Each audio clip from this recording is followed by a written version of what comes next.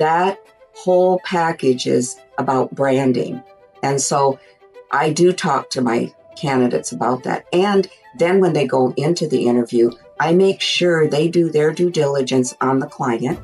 So to look up everything they can. And then I prep them on the different people they're going to interview with. So that if someone is more stoic, and there might be someone more personable, and then there's someone that's more like right in between. I want to make sure they can read the room and not focus on the person that's more stoic and think, oh, they don't like me just because they don't engage. And so I think that helps the candidate immensely, because for me, I've been in those situations and I am the one that will think the stoic one doesn't like me. Like, what didn't I say to connect with that? I can't worry about that. But if I know the personalities and how to speak to each person, it works. Yeah, definitely. I see that, you have that ability definitely when it comes to connecting with people, for sure. Thank you. Oh yeah, you're welcome, for sure. So can you tell me about any major shifts that you're currently seeing or trends that are in your industry now? Very good.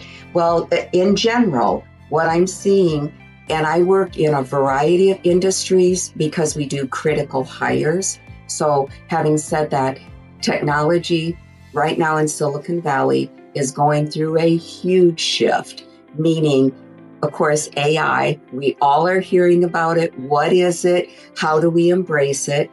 I do coach my candidates and people that I privately coach to get out ahead of it, to not be afraid of it. Again, 5 years ago when I started hearing about it, I was nervous. And then I thought, well, it won't apply to me. That's just the big tech companies. But my husband, who is a forever growth mindset person, reminded me, he said, honey, take advantage of it now. And I did. And I started with ChatGPT. What I'm saying is every one of us is going to be touched by it in some fashion. So rather than have fear about it, I say embrace it, be curious, just start Googling certain, AI, what's happening, what are the trends. And I think people would be surprised at how exciting it really can be. Now, I'm not going to say that there aren't downsides to it.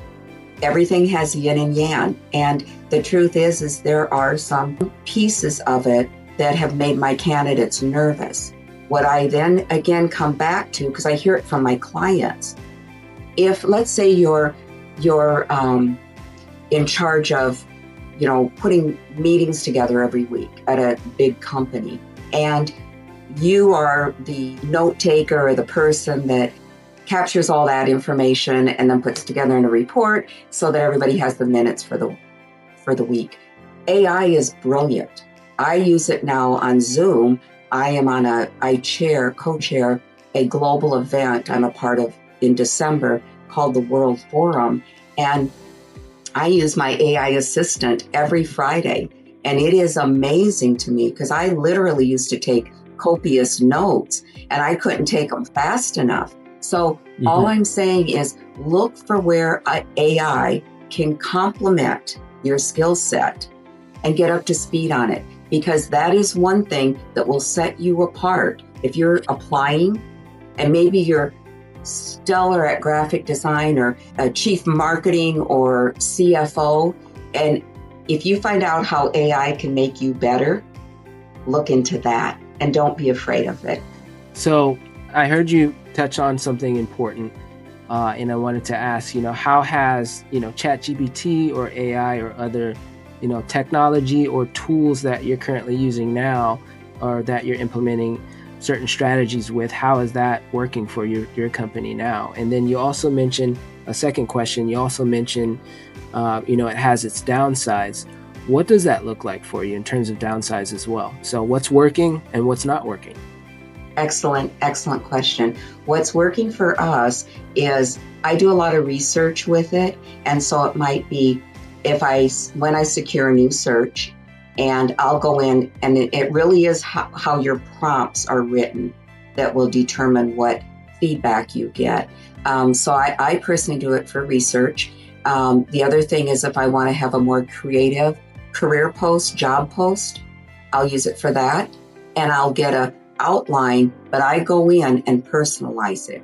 It may give me a new idea on how to talk about an engineer position. And so then I think, cool.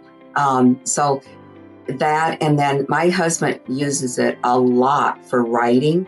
So when because he is an award-winning writer, but he was helping me with my course that's going to be coming out soon, and which is a mindful career mastery course. And I had it all handwritten in my big binder. And he came into me a couple of weeks ago and he said, honey, do you want to see what I came up with? And I go, no, not really, because this is my year. This is 40 years of my wisdom. He showed me an outline he did. And while it had the same frequency and vibe that I talk about, it was organized in a really cool manner. Nice. So I took that and I added to personalize it what I liked. And it really was about how to engage people out there on the internet, right? Mm-hmm. What would they like to hear? So for that, I think it was fun. Now, the downside, and I have seen this, and I actually yesterday had a professor call me from UCSF. He asked me to come speak at his graduating class of seniors next year on resume writing and how to prepare yourself and market yourself in LinkedIn profile. And we got deep into it, and I shared with him. He asked me that question too. He said, where do you see it harming people? And I said, with the resumes.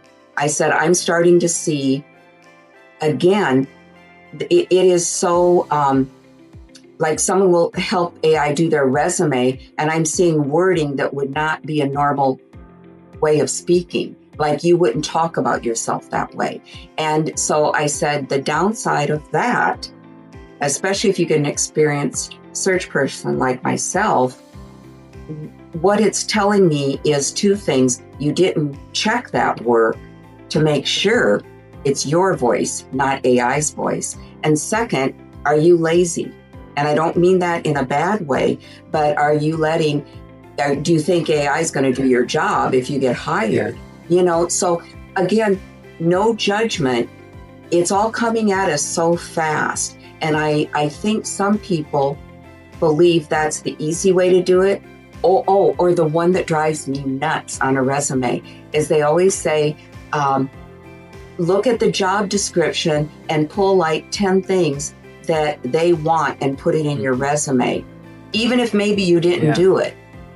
And to me, that's wrong on every level, because we'll find that out, you know? So I think the authenticity piece is being lost a bit. And that is one thing, Derek, when I do narrow it down to my candidates, and maybe I've seen a little of that, but they're 90% there with everything else, I'll work with them on it. And I'll say, you know what, Derek, you don't need to do that. You're a star, you're shining. Let's really talk about what makes you you.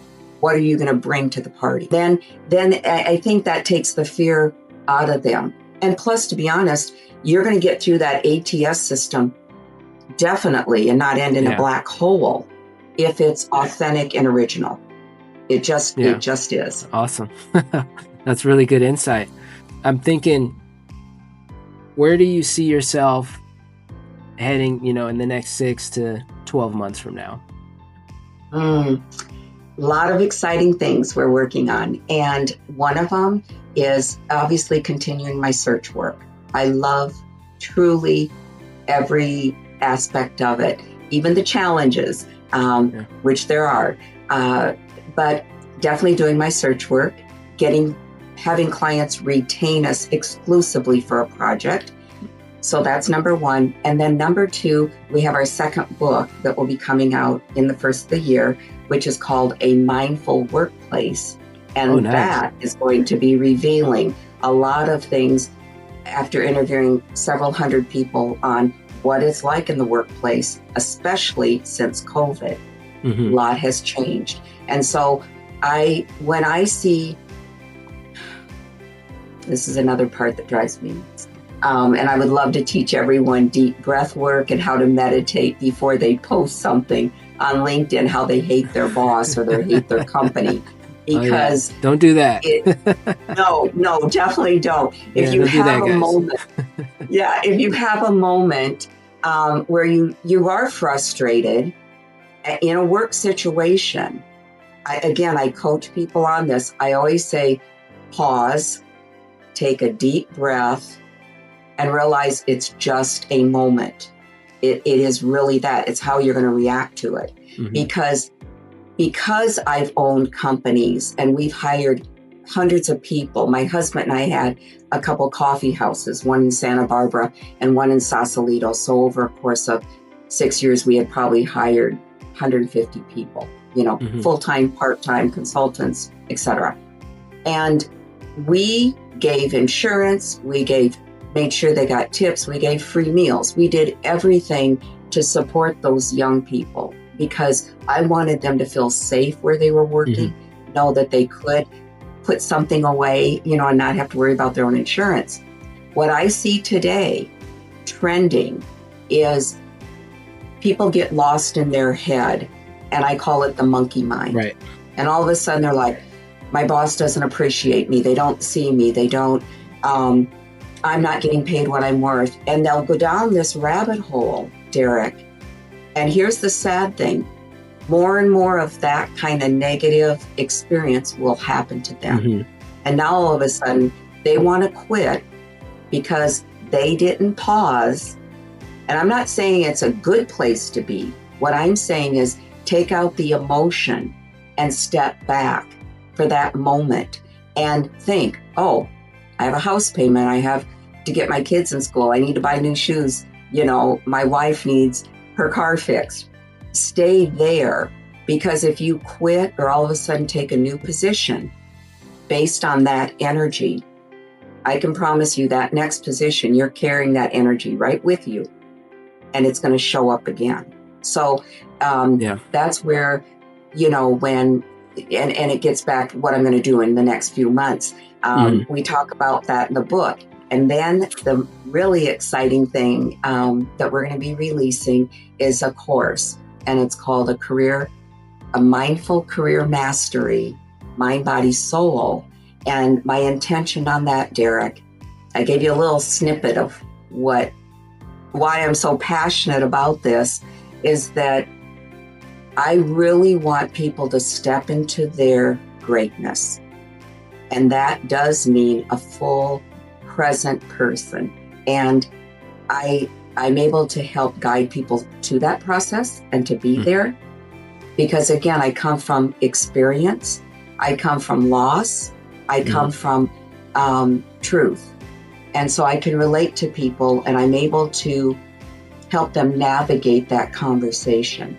And if I can't, if a story or a situation or a thought loop is too big for that person, I have a wonderful tribe that I work with that I can recommend people, to get either additional help or information. So next year it's going to be on fire. I'm excited. Yeah.